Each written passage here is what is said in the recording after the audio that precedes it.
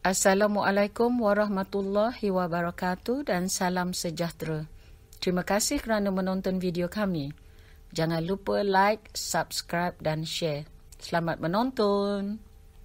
Bismillahirrahmanirrahim. Assalamualaikum warahmatullahi wabarakatuh. Apa khabar tuan-tuan dan puan-puan sekalian? Hari ini kita akan bercakap tentang satu sejarah yang lama. Tetapi sejarah yang lama ini boleh kita belajar. Apakah masalah pada masa dahulu berulang sekarang? Dan sejarah yang saya maksudkan ini adalah Kesultanan Melayu Melaka yang dijajah ataupun yang dikalahkan oleh Portugis pada 1511. Kerajaan ini bermula pada tahun 1400 ataupun 1403. Tetapi Kerajaan Melaka telah meletakkannya pada 1263 kalau tak silap saya, berdasarkan pada satu dokumen tempatan, ya. Walaupun apa tarikhnya, ya, kita dapati bahawa Kerajaan Melayu Melaka adalah merupakan kerajaan yang sangat tersohor bukan sahaja di rantau Kepulauan Melayu tetapi juga di seluruh dunia sehinggalah ke Eropah. Sebab itu kuasa Eropah seperti Portugis telah datang menjajahnya dan mengalahkan kuasa Melayu, ya. Tetapi kuasa Melayu yang kalah pada masa itu bukanlah bermakna bahawa kejatuhan Melaka pada 1511 itu bermakna habisnya Empire Melaka, tidak. Sebenarnya apabila jatuh 1511 itu hanya Bandar Melaka ataupun tempat kerajaan Melayu Melaka, iaitu di Bandar Hili sana. Tetapi kerajaan-kerajaan yang di bawah takluk Melaka, ya, bawah takluk Melaka terus kekal dan mereka menjadi kerajaan-kerajaan yang terus diwarisi oleh keturunan Sultan Melaka, ya. Misalnya kerajaan Johor Lama, ya, selepas kita dapati Sultan Mahmud Shah, ya, meninggal pada tahun 1528. Baginda telah melantik ataupun anak baginda bersama Tun Fatimah, iaitu Sultan Alauddin Rakyat Shah kedua. Ia telah dilantik dan baginda telah membuka kerajaan Johor Lama di Kota Tinggi sana, dan itu adalah sambungan daripada kerajaan Melayu Melaka, ya, yang gugur pada 1511, tetapi dia terus berkembang di kawasan-kawasan lain dan anak Sultan Mahmud Shah, Sultan Alauddin Rakyat Shah kedua, telah membina kerajaan Kota Lama, ya, dan dia telah membina kerajaan itu sehingga 7 orang sultan, sehinggalah Sultan Mahmud mangkat di Julang, dibunuh oleh Datuk Laksmana Bintan, dan selepas itu kerajaan itu telah diambil alih oleh keturunan bendahara dan dengan campur tangan Bugis, ya, pada kurun ke-17, ya, mengalahkan raja kecil yang dikatakan keturunan Sultan Mahmud. Maka keturunan bendahara terus menjadi sultan bagi empire itu, tetapi campur tangan Bugis telah menyebabkan tumbuhnya jawatan Yam Tuan besar yang dipegang oleh Dain Celak, ya, dan akhir sekali Raja Ali Haji, ya, yang meninggal di Teluk Ketapang, Melaka, ya, apabila melawan Belanda, ya. Dan kemudian kita dapati kerajaan itu telah berpindah kepada Riau Lingga, ya, dan kemudian dia kekal sehinggalah kedatangan Belanda pada tahun 1860-an, ya, untuk menjajah kawasan-kawasan itu, dan Kesultanan Melayu Riau Lingga telah dimusnahkan atau diberhentikan. Tetapi sementara itu pada 1819 British telah melantik Sultan Hussein Shah atau Tengkulung untuk menjadi Raja Singapura. Untuk British mengambil Singapura kerana Sultan Hussein kemudian setelah dilantik, dia telah menjual Singapura pada British, dan Raffles telah menjadi orang yang penting dalam mengambil alih kesultanan kerajaan Melayu. Dan lepas itu kita dapati daripada situ Sultan Hussein Shah anaknya telah ditinggalkan daerahnya di Muar dan Kesang, tetapi kemudian melalui politicking daripada Temenggung Johor, ya, Temenggung Ibrahim kalau tak silap saya, maka akhirnya Sultan Ali telah menyerahkan kawasan-kawasan yang di bawah jajahan takluknya untuk diserahkan menjadi Johor sepenuhnya, dan Sultan Ali ataupun Tengku Ali telah keluar dan kemudian dia meninggal mangkat di Melaka. Jadi pendek kata bahawa kerajaan Melaka yang ditumbangkan pada 1511 itu bukan bermakna bahawa kerajaan itu habis, tidak. Kerajaan Melaka terus berkembang, ya, di tempat-tempat lain di bawah naungan Sultan Mahmud Shah, dan lepas itu di bawah anaknya Sultan Alauddin Rakyat Shah di Kota Tinggi.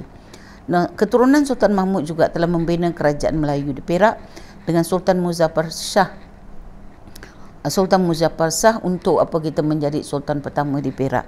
Itu makna keturunan anak sulung Sultan Mahmud Shah untuk membina kerajaan Melayu Perak, ya, yang telah mulakan oleh Tun Sakban yang menjemput, ya, Tengku Sulung ataupun anak sulung Sultan Mahmud Shah untuk menjadi kerajaan di Perak.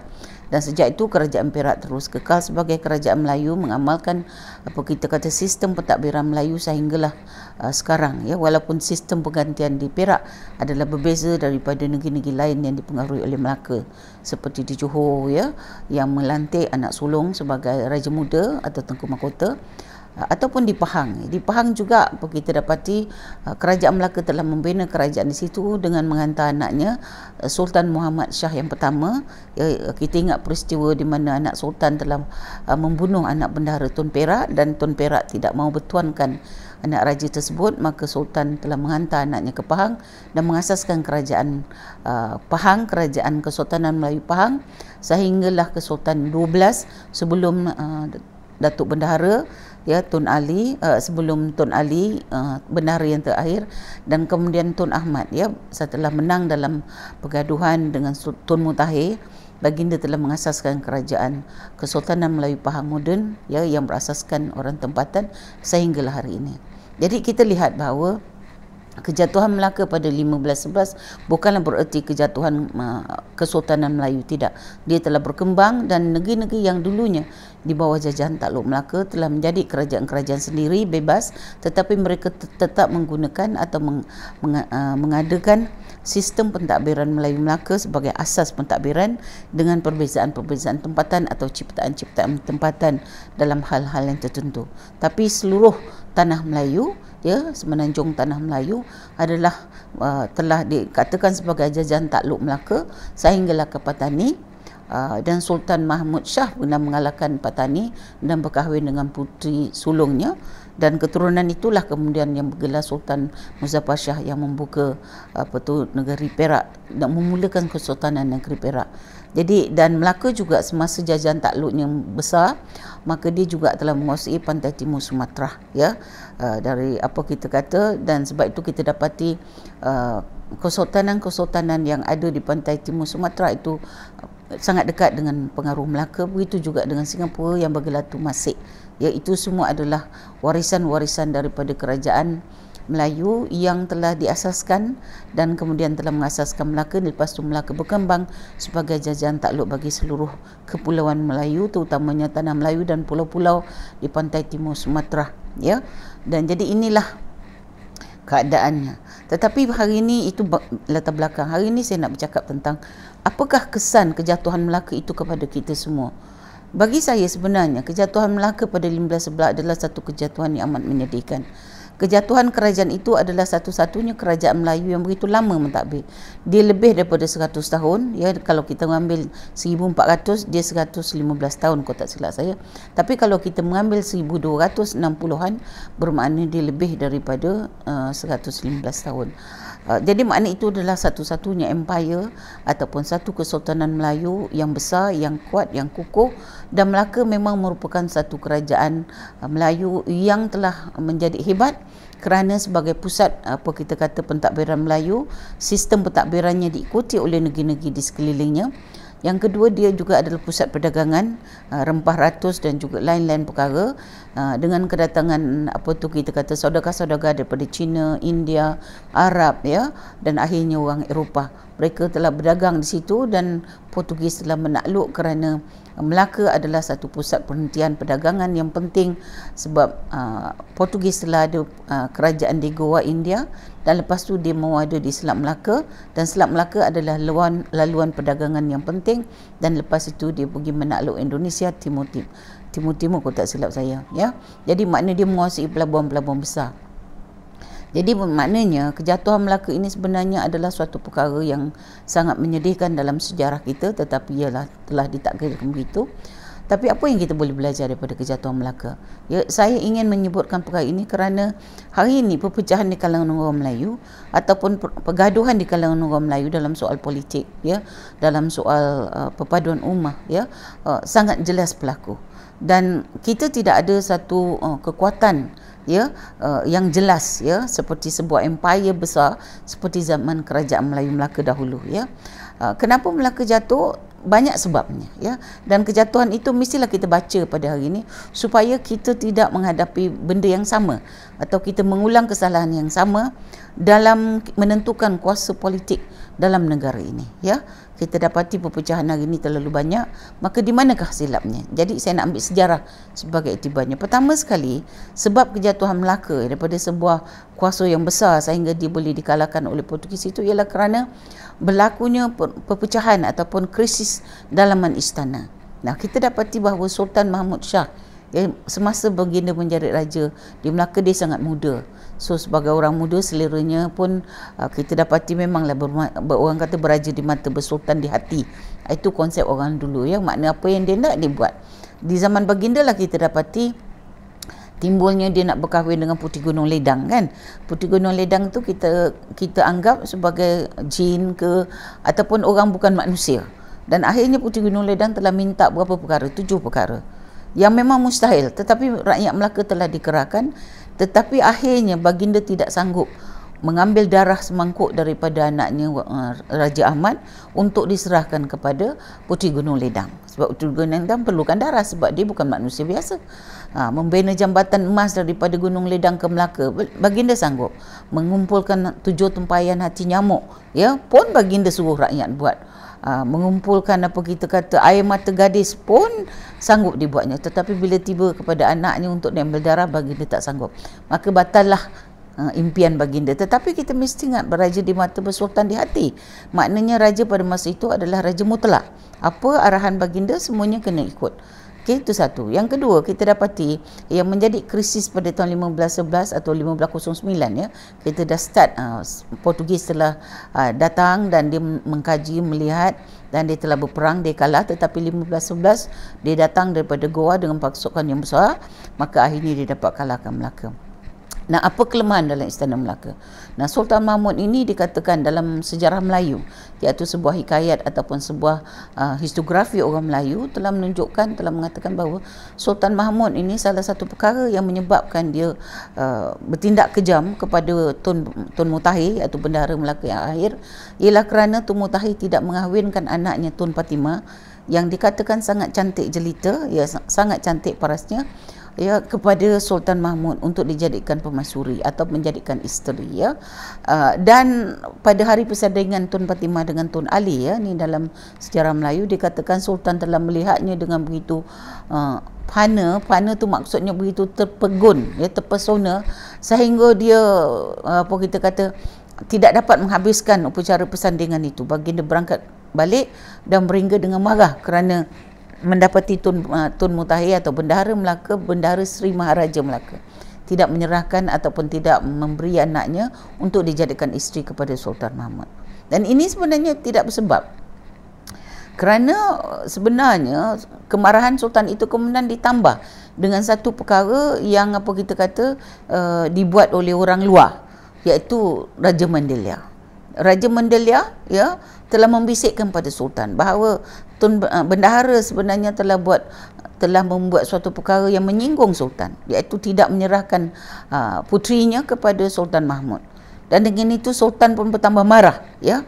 Jadi Raja Mendelia ni, tuan-tuan, dalam sejarah Melayu kita dah tahu adalah penghasut, orang yang telah kita kata bercuba untuk mendapat perhatian Sultan dengan mengadakan pelbagai-bagai perkara ataupun mengadakan perkara-perkara yang akhirnya mengundang kemarahan Sultan, dan Sultan telah bertindak kerana kemarahannya.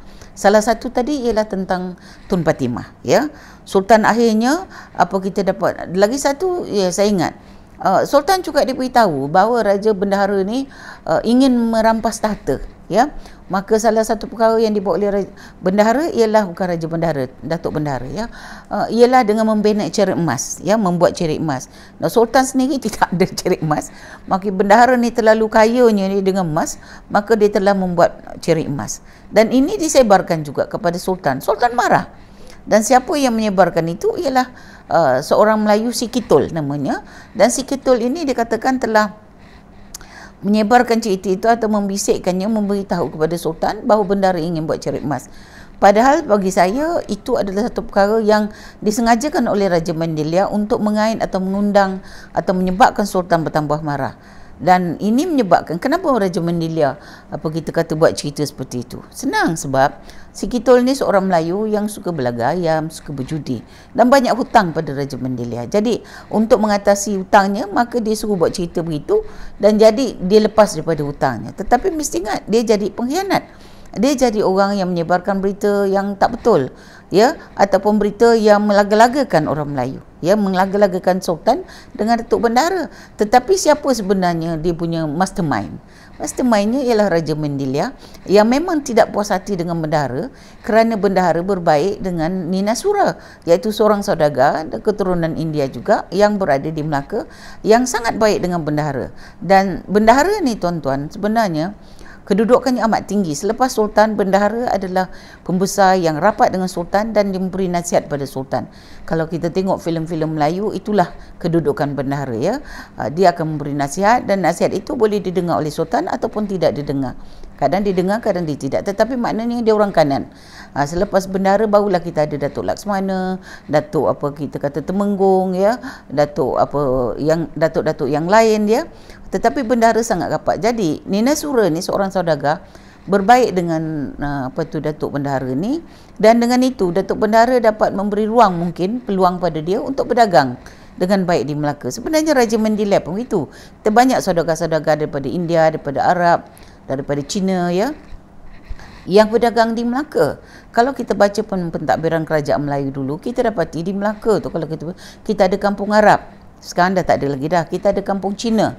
Bukit Cina tu sampai sekarang itu adalah tanda di mana kedatangan orang Cina lebih awal sebelum kurun ke-19. Dia datang semasa Raja Mendilia Sultan Melaka dikatakan berkahwin dengan Hang Lipo, ya, puteri daripada Cina, dan dia telah bawa datang 500 biduanda daripada Cina dan diletakkan di Bukit Cina. So sampai hari ini. Kemudian kita ada kampung Jawa. Itu menunjukkan adanya orang-orang Jawa yang datang berniaga, berdagang dan bermastautin di Melaka. Kampung Jawa kekal sampai sekarang.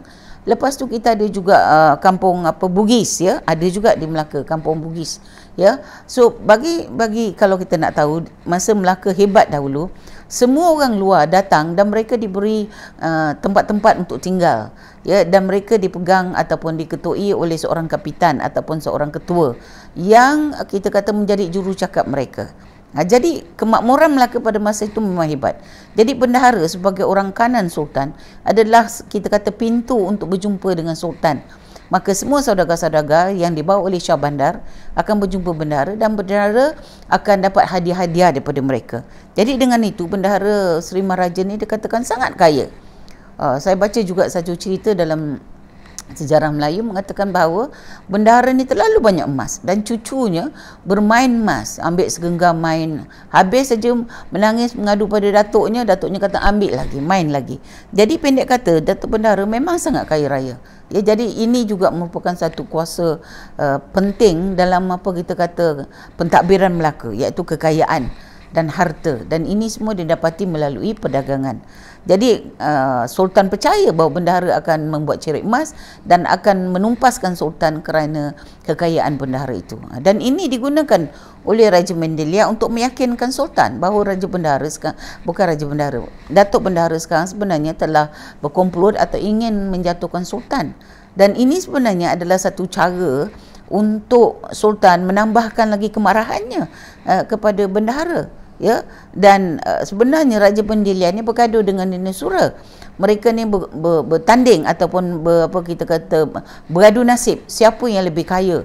Jadi yang paling rapat dengan Sultan adalah Raja Mendilia, sedangkan Nina Sura rapat dengan bendahara. Jadi Sultanlah yang mudah dipengaruhi oleh Raja Mendilia. Dan Raja Bendelya ini orang India tetapi masuk Islam, dan dia memang berpakaian cara orang Melayu tetapi keturunannya bukanlah orang Melayu. Jadi dialah menjadi punca kepada kejatuhan ataupun kepada murkanya Sultan ya kepada Datuk Bendahara. Dan sebagai sebabnya itu maka Datuk Bendahara Sultan akhirnya telah marah kepada Datuk Bendahara, dan final sekali ialah masa perkahwinan Tun Fatimah.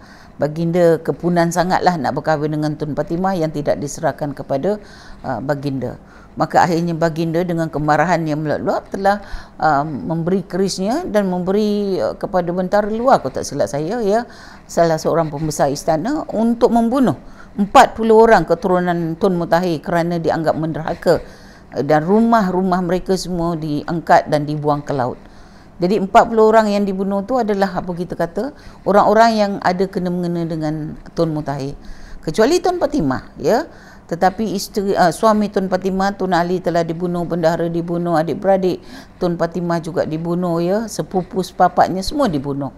Dan akhir sekali apa tu kita kata Tun Fatimah tidak dibunuh kerana dia kemudian dijadikan isteri oleh Sultan. Dan inilah saya rasa yang kita kata salah satu punca kepada kejatuhan Melaka ialah kerana krisis politik ataupun krisis perebutan perdagangan dan juga krisis apa kita kata perebutan kuasa dan juga krisis perebutan nafsu kot ya kalau kita boleh kata.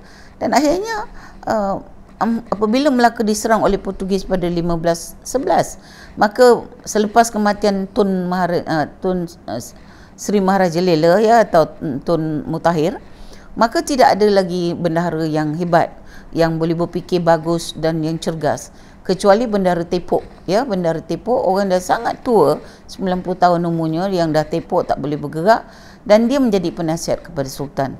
Dan apabila Portugis Portugis menyerang Melaka, Bendahara Tepok terpaksa diusung, dia dibawa lari daripada Melaka.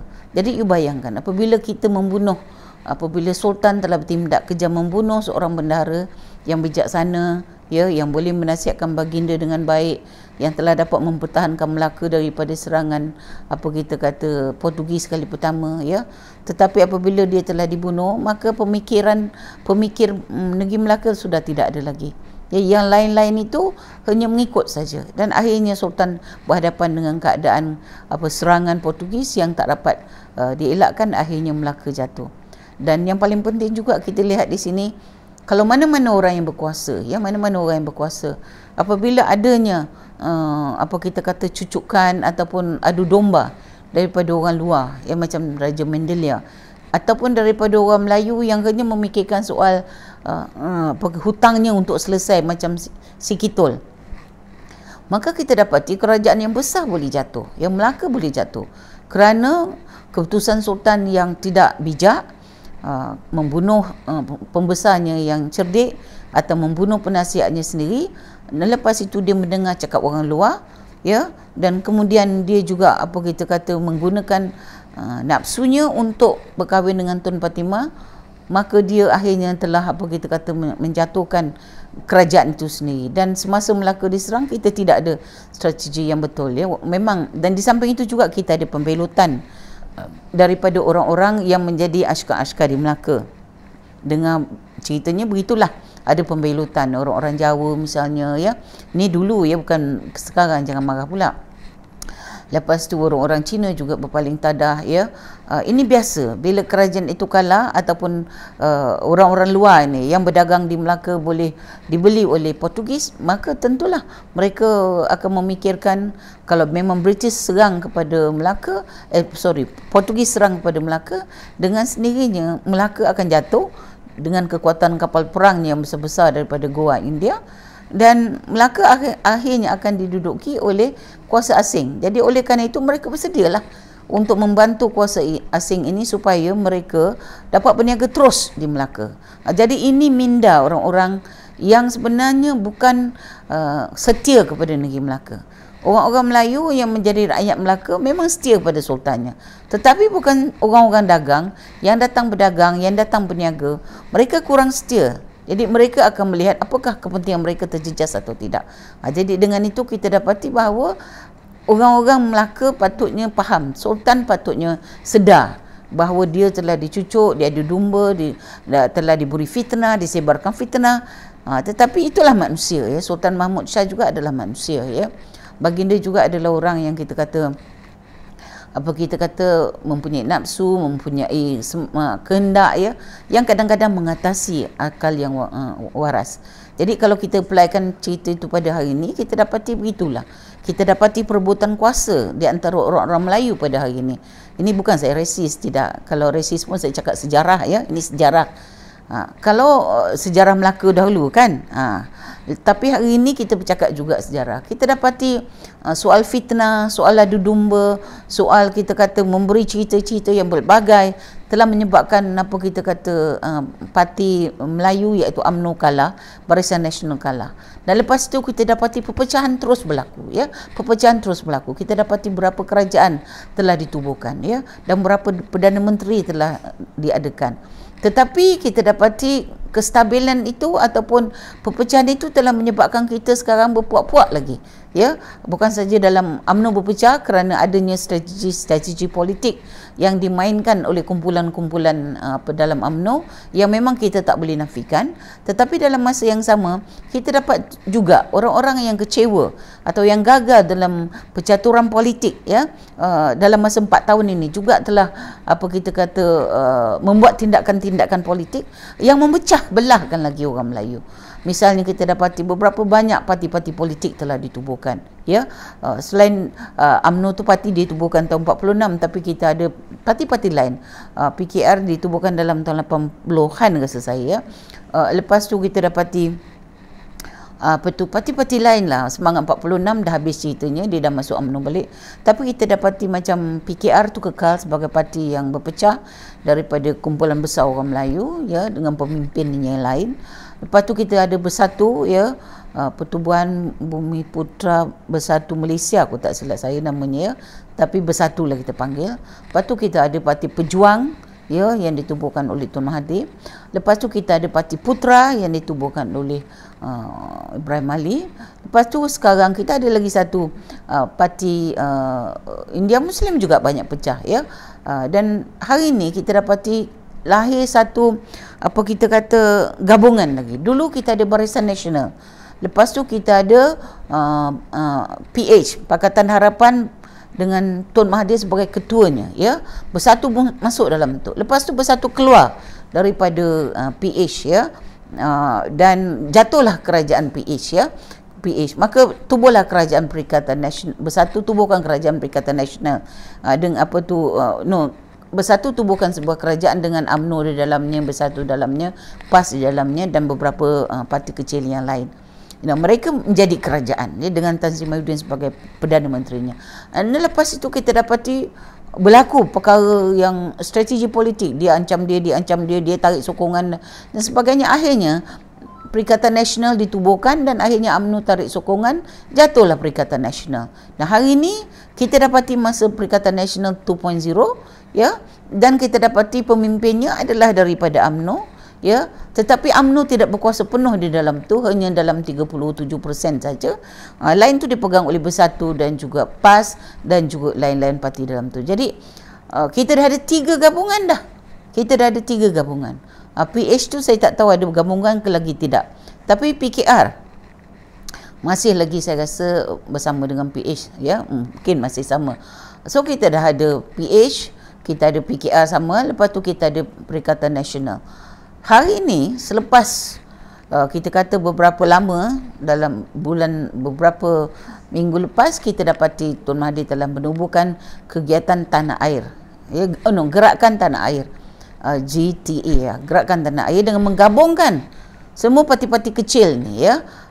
Apa kita kata Pejuang, apa kita kata Pejuang, kemudian parti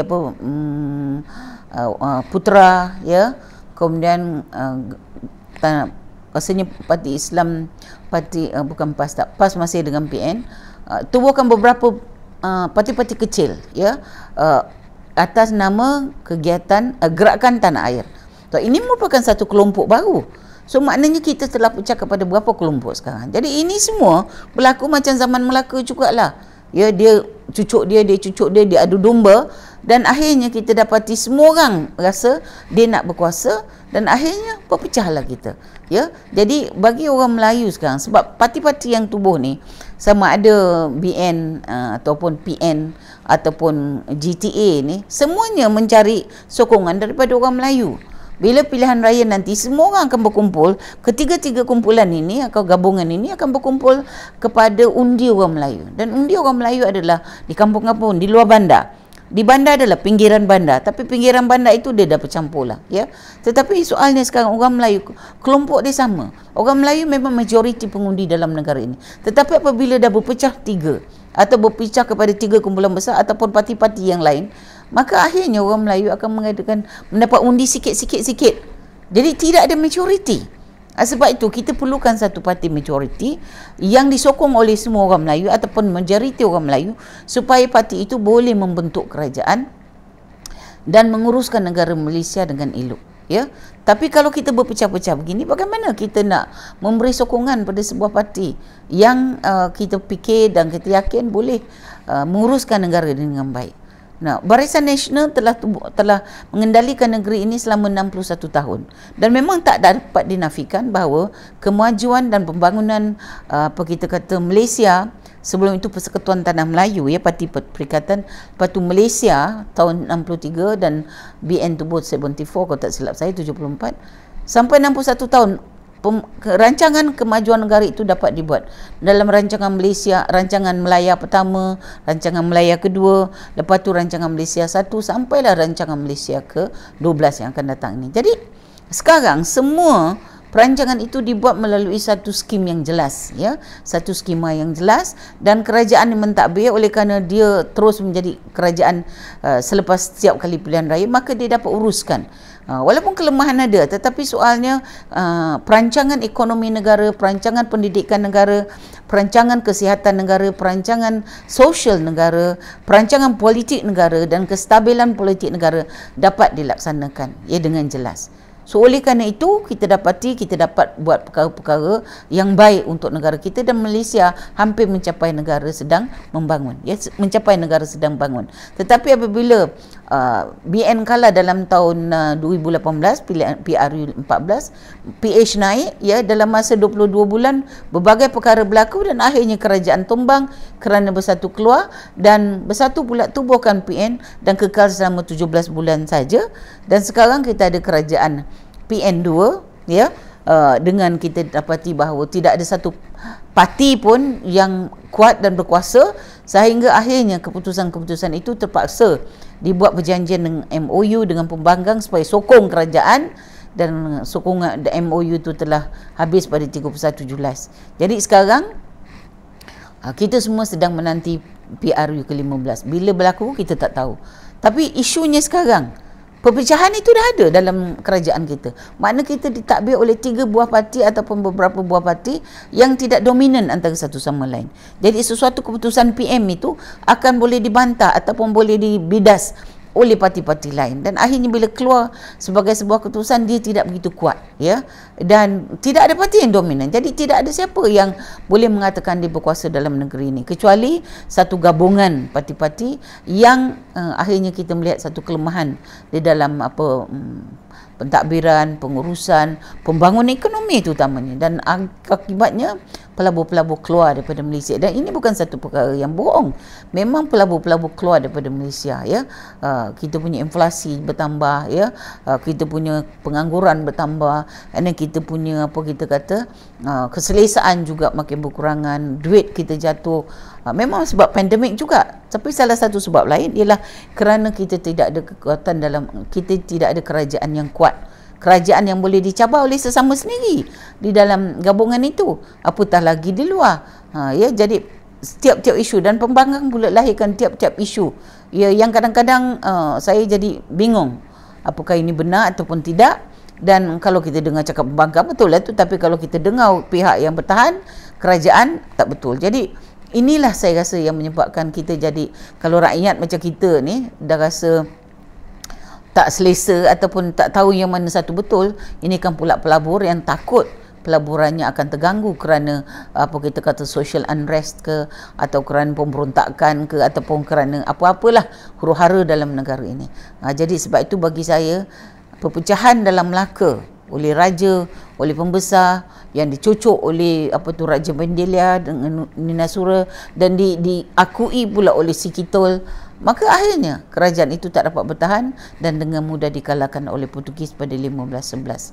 1509 dia dapat bertahan, 1511 dia habis. Sebab raja kita lemah, pembesar kita pun dah jadi tinggal bendahara tepuk, dan yang lain-lain tak dapat diuruskan dengan baik, dan akhirnya istana ditembak daripada laut, masjid dibedil daripada laut.